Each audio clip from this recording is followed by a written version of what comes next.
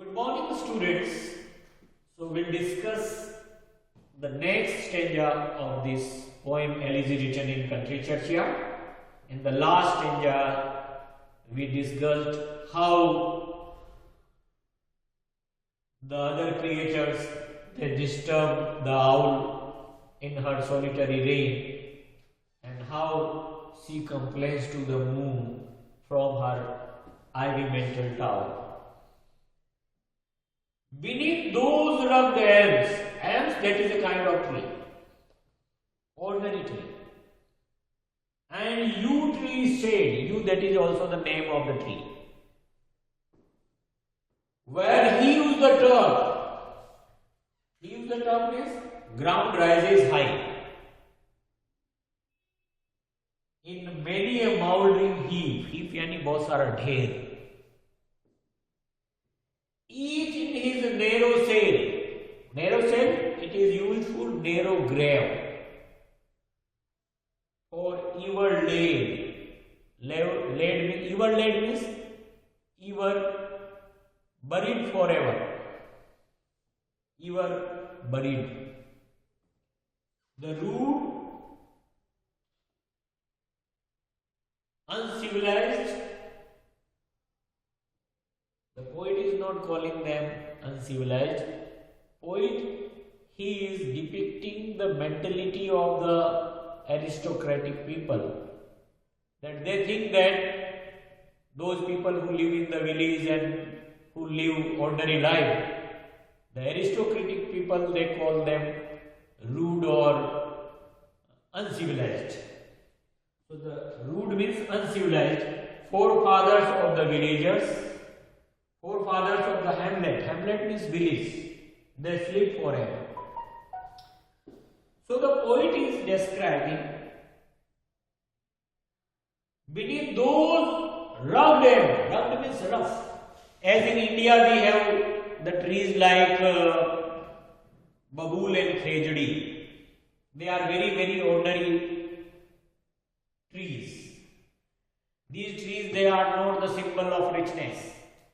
If we talk about mango and asuka tree, they are symbol of richness. While babool and khejdi, they are symbol of poverty. So,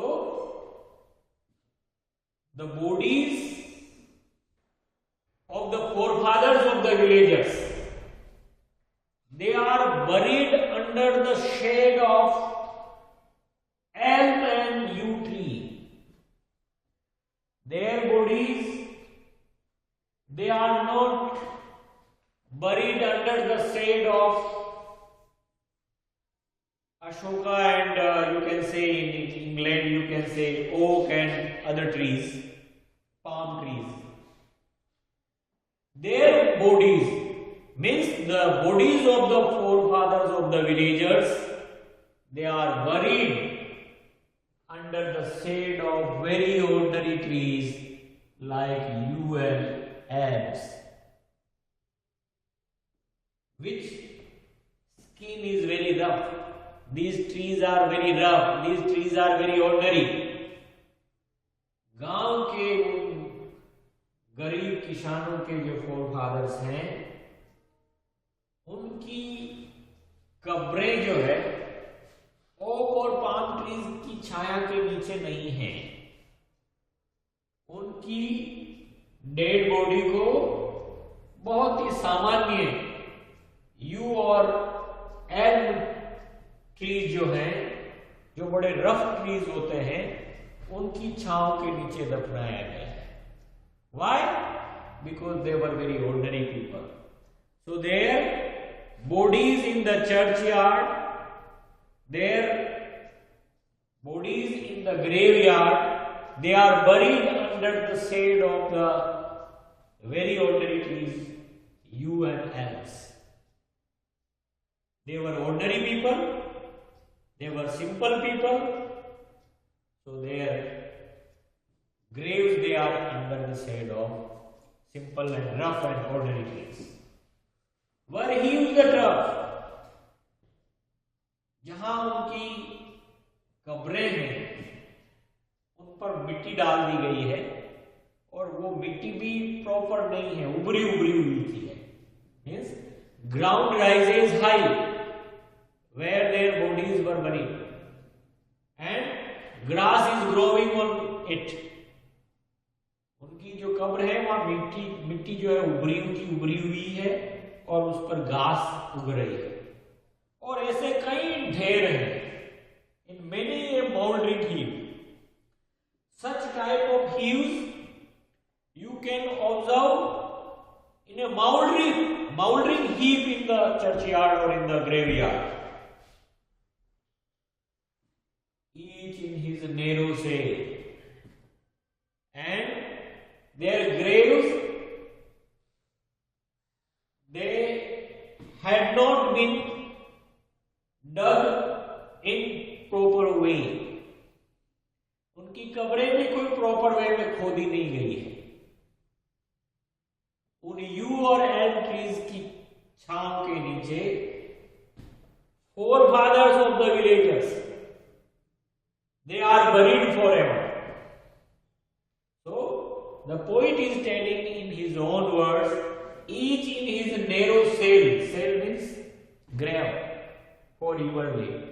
Means under those yew and elm trees shade, forefathers of the villagers, they are buried forever. The rude forefathers of the villagers, uncivilized forefathers of the village, they are sleeping in their narrow grave forever. The poet is telling that the forefathers of the villagers who lived in the village, their life was very ordinary, very simple. So they were buried. When they died, they were buried under the shade of rough trees like yew and elm. And on their graves they are heaps of the turf. And such type of heaps you can see in a moldering heap in the graveyard. And in those graves, forefathers of the villagers, they are buried forever and they are taking rest there forever.